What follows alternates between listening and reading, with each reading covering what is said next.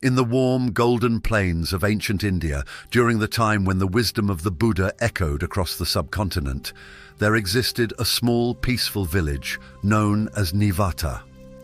Nivata wasn't remarkable in its size or wealth. In fact, it was quite the opposite. A humble community of farmers, artisans, and traders who lived simple lives, rooted in the natural rhythms of the seasons. What made Nivata stand out, however, was its strong sense of camaraderie. The villagers were bound by a deep sense of unity, helping one another in times of need, sharing in both joy and sorrow. Among these villagers was a young man named Ravi. Ravi, a tall, lean figure with kind eyes and a gentle smile, had become a symbol of selflessness in Nivata, admired for his endless generosity.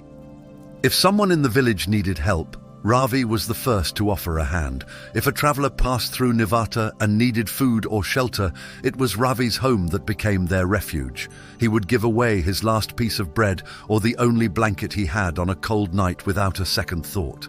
His kindness knew no bounds. However, beneath this radiant exterior, Ravi carried a burden, one that was invisible to most.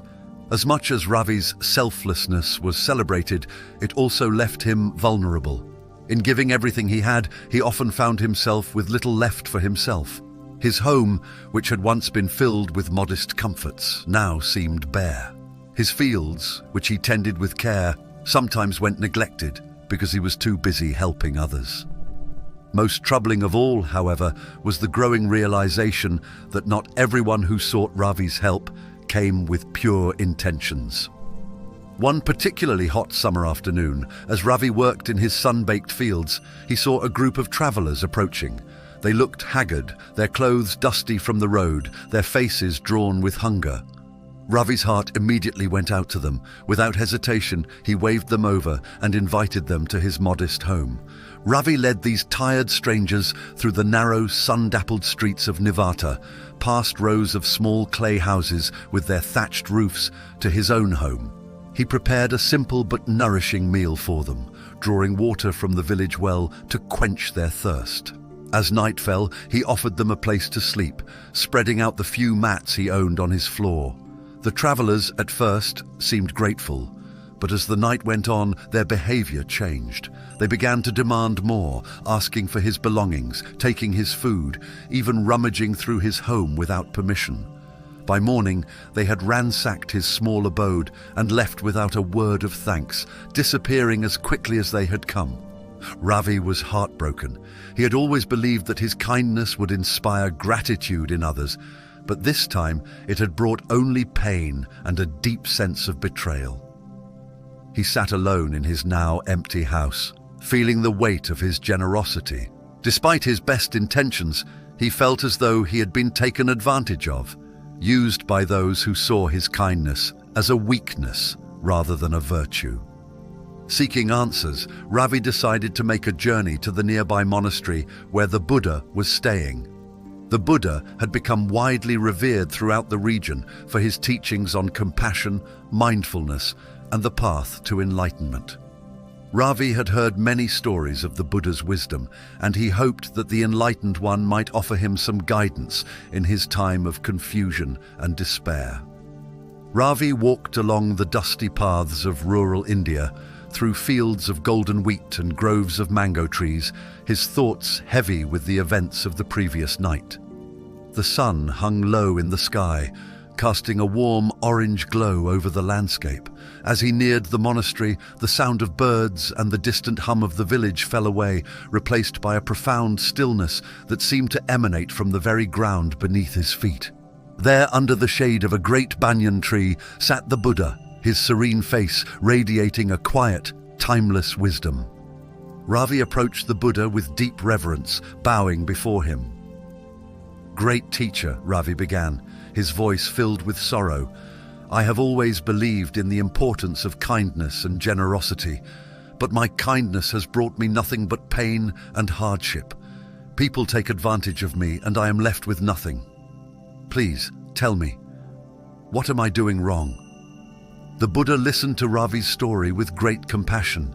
His eyes, soft and knowing, seemed to see beyond Ravi's words, into the very heart of his struggle. After a few moments of silence, the Buddha spoke, his voice calm and gentle. "Ravi," he said, "kindness and generosity are indeed noble virtues, but they must be guided by wisdom. Let me tell you a story that might help you understand the balance you seek." The Buddha began to recount a tale of a distant kingdom, ruled by a wise and beloved king named Mahendra. This kingdom was lush and fertile, with rolling hills, crystal-clear rivers, and towering mountains. In the heart of this kingdom was the king's pride and joy, a magnificent garden, carefully tended and filled with the rarest flowers, the most fragrant fruits, and a sparkling pond that reflected the sky like a mirror. King Mahendra cherished this garden, not just for its beauty, but because it was a symbol of the harmony and balance he sought to cultivate in his kingdom. One day, a group of wandering monks arrived at the palace gates, weary from their travels. King Mahendra, known for his boundless generosity, welcomed them into his garden with open arms. He provided them with food, shelter, and a place to rest, just as Ravi had done for the travelers. The monks, grateful for the king's kindness, blessed him and departed, leaving the garden untouched. But soon, word of the king's generosity spread far and wide, and more travelers began to arrive at the palace. At first, King Mahendra continued to welcome them with the same open heart. However, as time went on, the number of visitors grew, and not all of them were as respectful as the monks. Some began to take more than they needed. They trampled the flowers, picked the fruits without care, and even polluted the once clear pond with their waste. Despite the growing chaos, King Mahendra hesitated to turn anyone away. He believed that by continuing to show kindness, he might inspire others to be more compassionate. But his generosity was not having the effect he hoped for. The garden, once a place of peace and beauty, was now a wasteland, and the king's heart was heavy with regret. One evening, as the sun dipped below the horizon, a wise sage visited the kingdom. Upon seeing the state of the garden, the sage approached the king. "O noble king," the sage said, "your heart is filled with compassion and your intentions are pure, but you have misunderstood the true nature of kindness. Kindness without wisdom can lead to great suffering." Eager to understand, King Mahendra asked the sage to explain. The sage smiled gently and said, "Kindness is like water. It must flow freely, but it must also be contained. If it is allowed to flood the fields unchecked, it will wash away everything in its path, leaving only destruction behind. But if it is channeled wisely, it will nourish the land and bring life to all it touches." The sage continued, "True kindness lies in balance. It is about understanding the needs of others while also taking care of yourself. If you give too much without thought or discretion, you will deplete your own resources, and in the end, you will have nothing left to give. Wisdom is knowing when to give and when to withhold, when to say yes and when to say no." The king, reflecting on the sage's words, realized his mistake. He had given too freely without setting any limits, and in doing so, he had allowed others to take advantage of his generosity. Determined to restore balance, King Mahendra began to rebuild his garden. He set boundaries, ensuring that only those who truly needed help received it, and he learned to say no when necessary. Over time, the garden flourished once again, becoming a symbol of the harmony between kindness and wisdom. As the Buddha finished his story, he looked at Ravi with eyes full of compassion and understanding. "Ravi," the Buddha said softly, "like King Mahendra, you must learn to balance your kindness with wisdom. It is noble to help others, but it is equally important to protect yourself from those who would take advantage of your generosity." Ravi, deep in thought, asked, "But how will I know when to say no and when to give? How can I tell when someone's need is genuine or when they are simply taking advantage of me?" The Buddha smiled gently. "It is through mindfulness, Ravi," he replied, "and through discernment. You must observe the intentions of those who seek your help. True need is different from exploitation. Practice mindfulness and you will learn to see the difference. Trust your intuition and do not be afraid to set boundaries. True kindness comes not from weakness, but from strength and wisdom. With these words, Ravi felt a sense of clarity wash over him. For the first time, he understood that his generosity, while admirable, had left him vulnerable because it was not tempered with wisdom. He thanked the Buddha for his guidance and returned to Nivata with a renewed perspective. In the months that followed, Ravi's life changed in profound ways. He continued to be generous, but he no longer allowed others to exploit his kindness.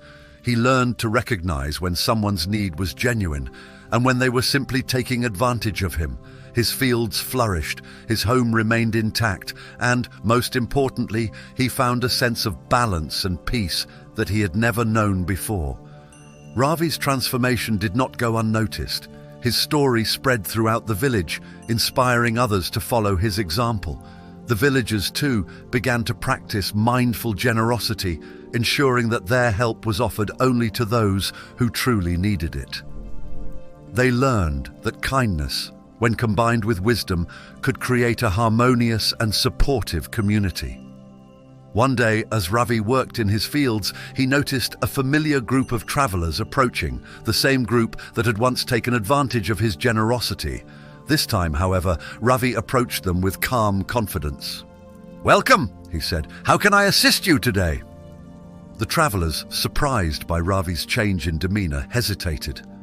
They realized that they could no longer exploit his kindness as they had before.